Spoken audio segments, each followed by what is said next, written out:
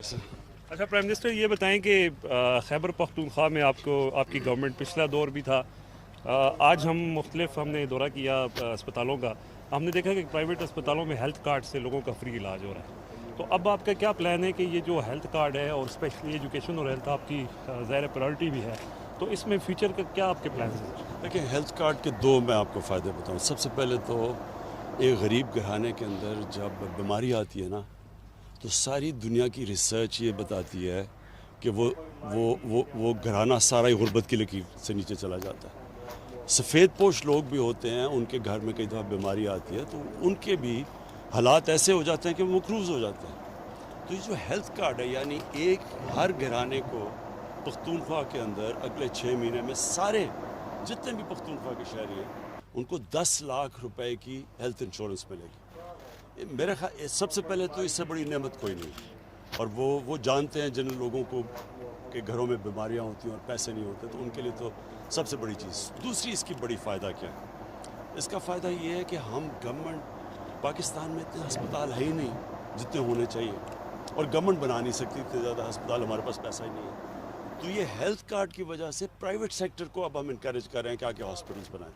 तो private sector का मतलब ये कि अगर कोई भी अस्पताल बनाना चाहे, हम उनकी मदद करेंगे। सबसे पहले कि उनको हम ज़मीन सस्ती देंगे, क्योंकि ज़मीनें बहुत महंगी हैं तो वो बना नहीं सकते। नंबर 2, सारी भी जो चीज़ें वो इंपोर्ट करेंगे बाहर से जो पाकिस्तान में नहीं बनती, हॉस्पिटल इक्विपमेंट, वो ड्यूटी फ्री होगी। और नंबर 3, हेल्थ कार्ड की वजह से वो कहीं भी अब हर कोई अस्पताल जा सकता है, पैसे दे सकता है हेल्थ कार्ड की वजह से।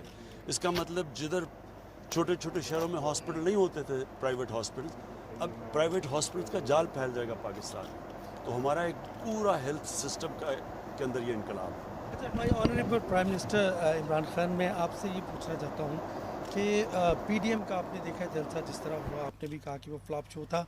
उसके बाद अब लॉन्ग मार्च की भी तैयारी है, रिज़ाइन का भी आपसे मुतालबा किया है, आपने भी धरना दिया था और आखिर पे मुज़ाकरात ही करने पड़े, मुज़ाकरात की टेबल पे ही आए आप। आपका मुतालबा कुछ और तरह का था। इनके मुतालबात आपकी समझ में इनके क्या मुतालबात हैं और इसका अंजाम आप क्या देख रहे हैं? और दूसरा, आप ग्राउंड आपके लिए अगर ये क्लियर है तो आप शिफ्ट किस पे करेंगे? डेवलपमेंट होगी अगले 2 साल, या कि इकोनॉमिकल रिफॉर्म्स, और किसके ऊपर आप फोकस कर रहे हैं?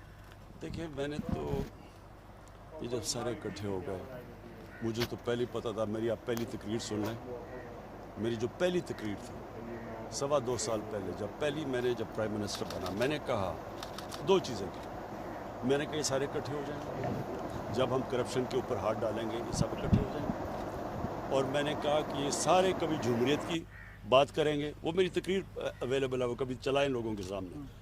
तो वही APDM डेमोक्रेटिक मूवमेंट बन गई, वो मैंने कहा था। और मैंने फिर ये कहा था कि इनके जो मफादात हैं वो पाकिस्तान के मफादात के मुतज़ाद हैं, ये ऑपोजिट है। ये जो चाह रहे हैं वो जब अगर हम वो कर दें, यानी कि इन चोरों को, इनकी हम चोरी, जो कि पहले बने हुए केसेस हैं, हमने केसेस नहीं बनाए, इन सब के केसेस पहले के बने हुए हैं। ये चाह रहे हैं कि हम नैब को ख़त्म करके इनके केसेस ख़त्म कर दें, ये चाह रहे हैं। अगर हम वो करते हैं तो सबसे पहला मेरा सवाल ये है कि ये पाकिस्तान की जेलों में जो लोग बैठे हुए हैं, इनका क्या कसूर है? फिर उनकी तो लाखों की चोरियां हैं, इनकी अरबों रुपए की चोरी, और मुल्क से बाहर ले गए पैसा। तो उन बेचारे लोगों को, उनका फिर क्या कसूर है कि वो जेलों में गल सड़ रहे हैं? कई बेचारे जेलों में मर जाते हैं, उनकी तारीख ही नहीं लगती तब तक मर जाते हैं। गरीब लोग हैं ना सिर्फ। ये जो सबसे बड़े डाकू हैं, ये मुझे ब्लैकमेल करने की, मुझे पहले ही पता था इन्होंने कोशिश करनी है। मैंने बार बार आपको कहा कि ये मुझे कोशिश करेंगे, लेकिन मैंने इनको NRO नहीं देना। लेकिन स्ट्रेटेजी क्या है? जो भी स्ट्रेटेजी इनकी है कभी कामयाब नहीं होगी। मुझे कभी मैंने तो उनको मुल्तान में भी इनको कहा था कि इनको करने दो जो करना चाहते हैं। हमें सिर्फ देखें, लोगों की जान और माल की हिफाजत करना गवर्नमेंट की जिम्मेदारी है। अब कोविड से आज 100 से ऊपर लोग मर गए। अब हम सबको पता है कि जब लोग जमा होते हैं बीमारी फैल जाती है, सारी दुनिया को पता है। हम उनको कह रहे हैं, मेरा तो सिर्फ मकसद लोगों को बचाना था। अगर इनके जलसे ये अगर 10 जलसे भी करें ना, मैं आपको साबित करके दिखाऊंगा। 1 जलसा करूंगा, इन सारे 10 से क्यों होगा? क्योंकि मैं करता हूं पाकिस्तानी कौम के फ़ायदे के लिए जलसा।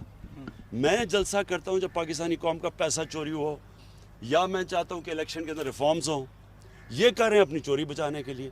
کبھی پبلک چوروں کے لیے نہیں نکلے گی. میرے سے یہ لکھ لیں, کبھی قوم لوگوں کے وہ باہر ڈاکو سارے باہر بیٹھ کے جا کے وہاں لنڈن کی وہ شاپنگ کر رہا ہے, کھانے کھا رہا ہے, اور یہاں کہہ رہا ہے لوگوں کو کہ آپ سڑکوں پہ نکلو اور میری چوری بچاؤ. لوگ بیوقوف ہیں. دیکھیں, جو انسان سمجھتا ہے نا کہ عوام بیوقوف ہے, اس سے بڑا بیوقوف ہے ہی کوئی نہیں. الیکشن کے حوالے سے کل کیبنٹ میں بھی آپ نے ایک ڈیسیجن لیا کہ مارچ کے بجائے سے فیبرری میں, تو کیا سپریم کورٹ میں کوئی ریفرنس دائر کرنے جا رہے ہیں, کیسے کریں گے؟ اور ساتھ جو کیبنٹ کا اعلامیہ ہے اس میں یہ بھی تھا کہ تمام سیاسی جماعتوں کے لیے مذاکرات کے راستے ہم اسے کریں گے شو آف ہینڈ کے لیے, تو اس کے لیے کیا کرنے جا رہے ہیں؟ کیونکہ آئینی ترمیم درکار ہوتی ہے کہ صدارتی ریفرنس اس میں کریں گے یا کیا کریں گے؟ دیکھیں, دو چیزیں ہم نے فیصلہ کیا. ایک, ہم الیکشن جلدی کروائیں گے سینٹ کے, کیونکہ یہ سارا ڈرامہ ہو رہا ہے یہ جو کہ سینٹ سے بچارے ان کا خیال ہے کہ کوئی سینٹ کے الیکشن نہ ہو تو وہ تو فیل ہو جانا ہے. انہوں نے ویسے ہی ہم نے ایک آپ کو پتہ ہے کپتان تو میں پران ان سے زیادہ بہتر کھیلنا جانتا ہوں, تو الیکشن تو ہم پہلے کروائیں گے. لیکن جو دوسری چیز ہے, دیکھیں, پاکستان سارے جانتے ہیں کہ پاکستان کے سینٹ کے الیکشنوں میں پیسہ چلتا ہے, رشوت چلتی ہے, سب کو پتہ ہے. ہم نے 20 لوگ پچھلی بار یہ نکالے جنہوں نے پتہ چلا کہ پیسہ لیا. اس لیے ہم شو آف ہینڈز کے اوپر جا رہے ہیں. ہمارے خیال میں ہمارے اٹارنی جنرل نے ہمیں یہ بتایا ہے کہ سپریم کورٹ میں ہم رکھیں گے. یہ ہو سکتا ہے کہ آئین کے اندر امینڈمنٹ کے باوجود بھی ہو سکتا ہے یہ.